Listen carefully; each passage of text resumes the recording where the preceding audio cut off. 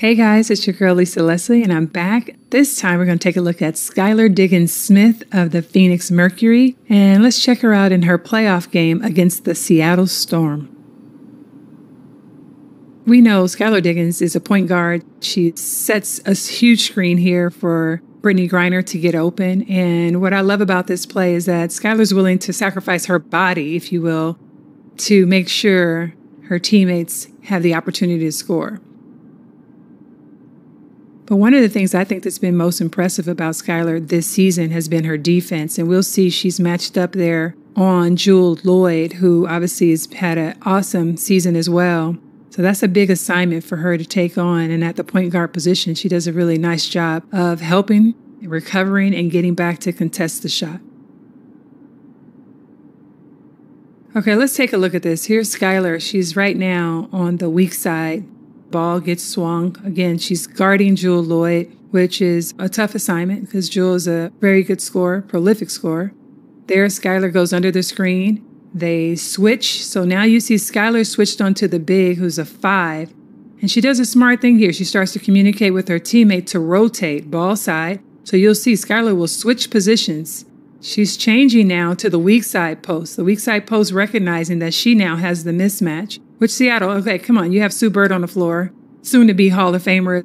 So they're going to recognize and figure out where the mismatch is. But I thought it was smart of Skylar to get off that ball side post to then take the weak side. And again, she does a good job. She pushes the 5 off the block, which is what you want to do. Helps buy time for her teammate to come over and double. Unfortunately, it was Griner who was a little late on that rotation.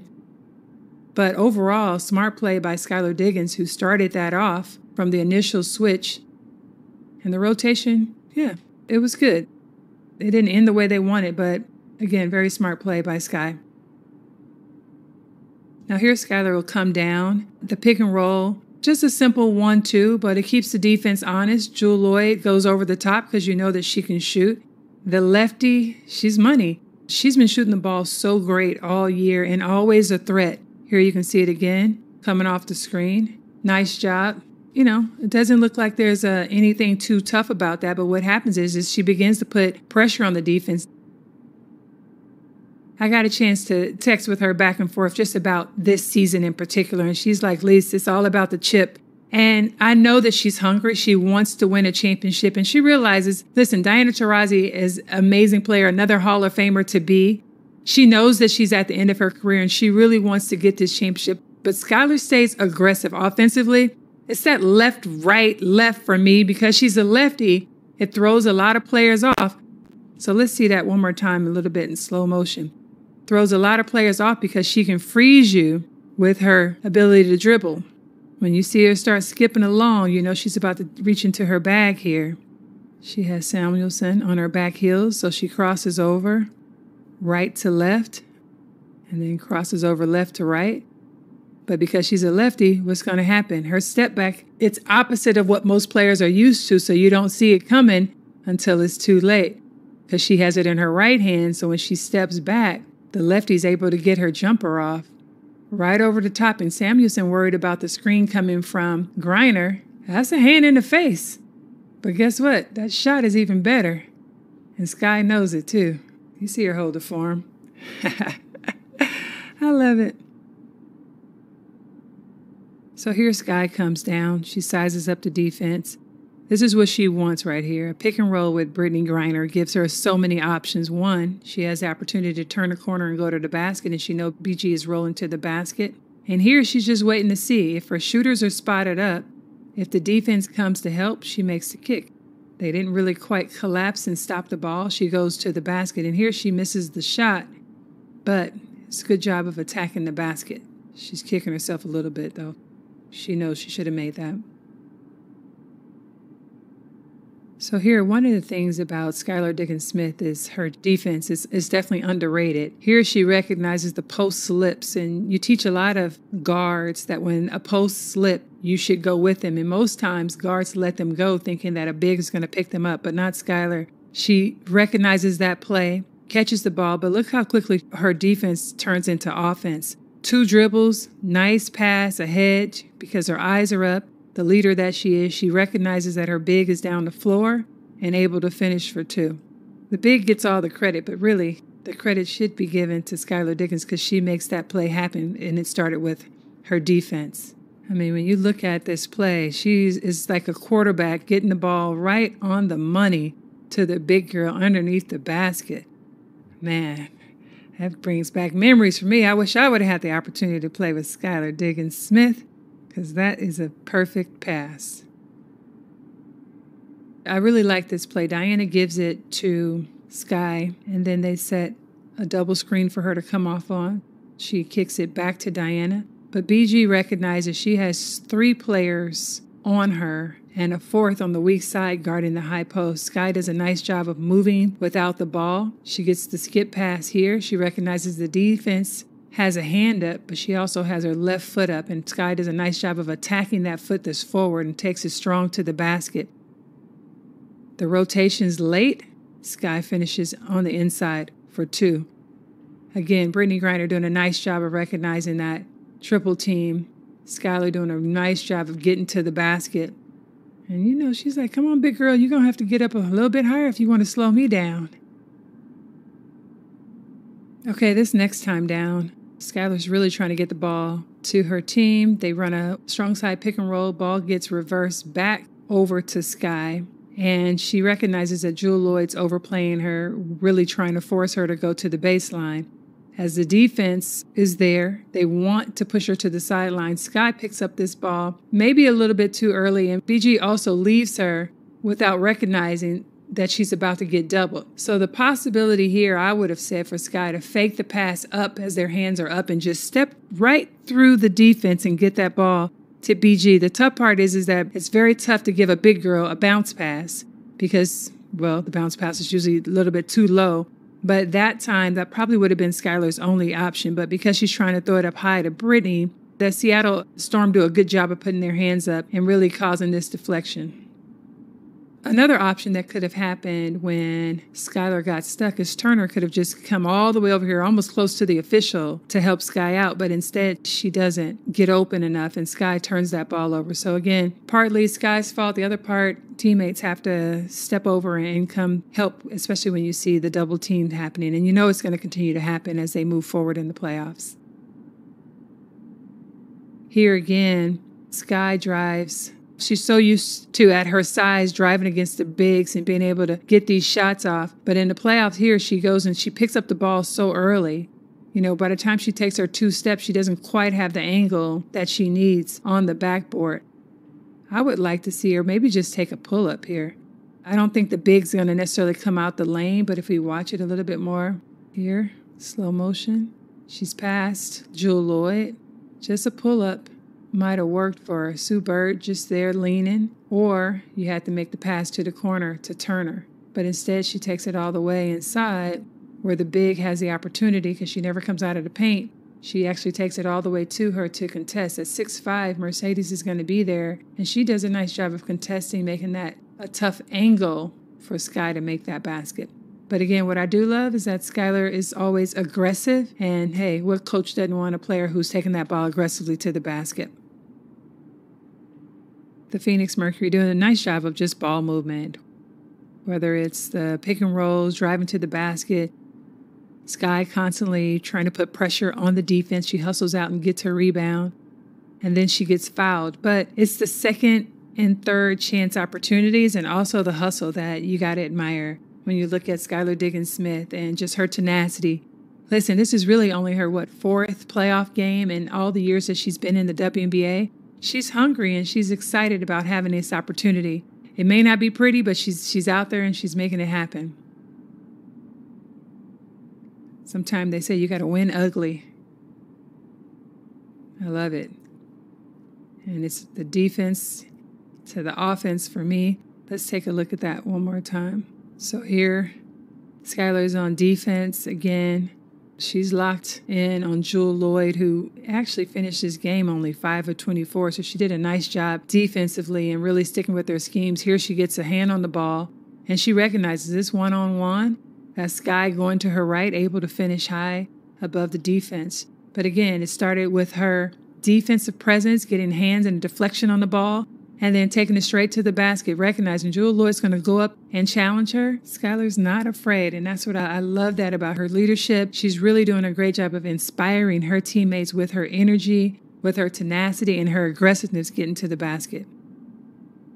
Right on cue. The crossover. Again, the left hand, she's herky-jerky with it. She goes back across your body. She cuts Samuelson off just the way you want to do that, especially when you're crossing over with a guard. Once you get them on your back, cross over in front of them, forces Samuelson to have to reach and foul her. She gets beat here, crosses in front of her, and then goes right back into her for the floater. Love it. Okay, so this time, I'm not sure if it's Seattle's poor defense or Skylar just finding a way and making a way. But here, I'm not sure what happened with Jewel Lloyd guarding her, but Sky goes right past her all the way to the basket. And sometimes because she's a righty, you anticipate her going to her left and she can finish going to her right. And here, Seattle, again, just making mistakes here on the inbounds, not sure what happened with their communication, and Skylar taking full advantage. And this is the type of play that coaches love because it's not just the play, but it's about the fight, it's about the energy, it's about the effort, but also the synergy of bumping chests with her teammates, high-fiving everybody. People underestimate the importance of contacting with your teammates and really lifting them up, inspiring that, hey, we're here, we're fighting, and I'm in here with you. I'm leading you. I'm not just talking about it when we're in our huddles. I'm actually out here doing it. So here on this play is 4.1 seconds left at the end of the third quarter. I think Sky's first mistake is being so close to Canada. Everybody knows how fast she is. She's very quick. You had to give her space. She's a driver. She's not a three-point shooter. So you knew she was going to attack the basket, just understanding the scouting report and understanding the assignment.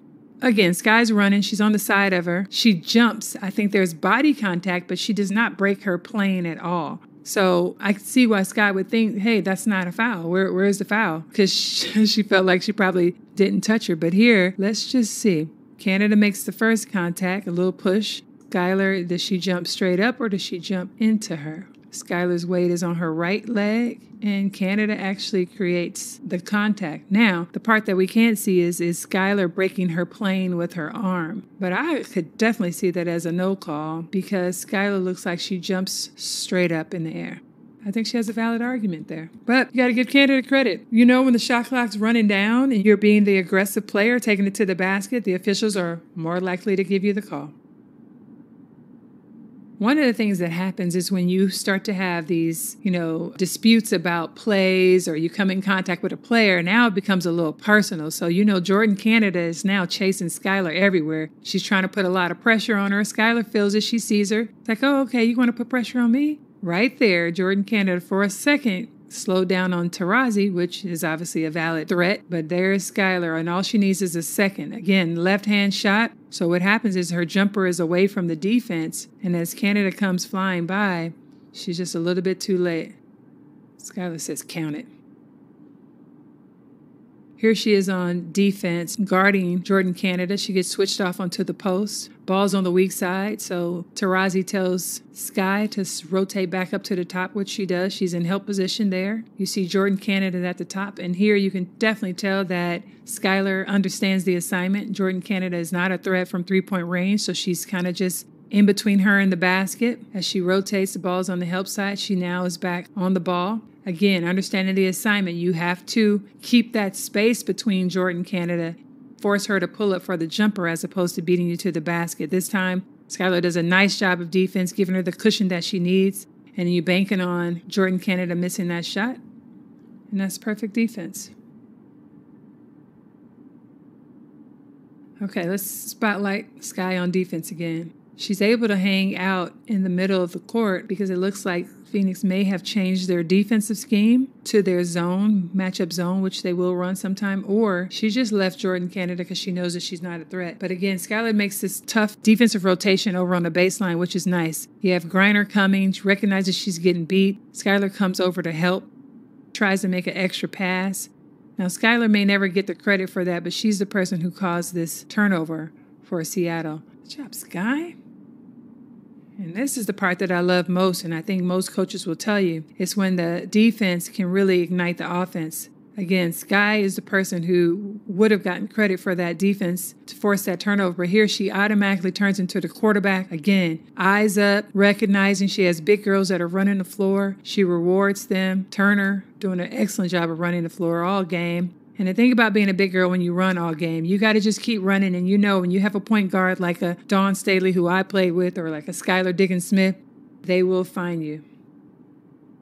And as I'm talking about feeding a big girl, Skylar right on time comes in. And again, point guard recognizing Brittany Griner is like Little Shop of Horror. If you've ever seen that, the plan said, "Feed me, Seymour, feed me."